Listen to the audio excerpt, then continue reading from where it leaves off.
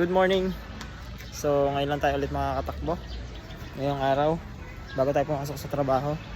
Testing ko muna yung paa ko kung okay na. After 2 weeks ng pahinga, tingnan natin kung kakayanin na niya.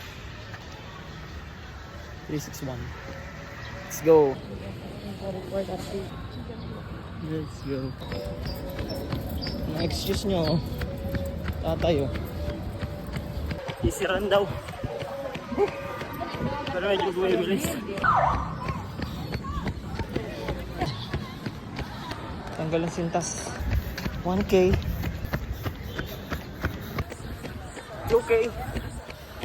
Napawisan na.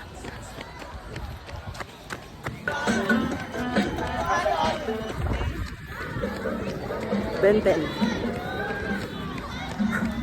Last 500. Last 200. 3K.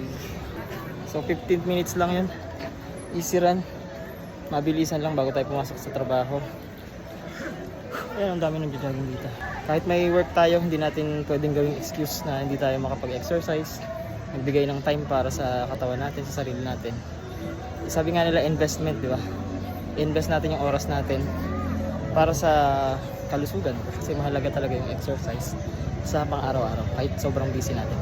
15 minutes ay pwede natin bigyan ng oras. Actually wala pa tayong nasalihan na kahit anong event, pero hindi natin gagawing excuse yun para hindi na tayo mag-workout, no? At hindi tayo nag-workout dahil lang sa mga event. Nag-workout tayo para sa health natin. So ang sabi nga sa Bible, diba?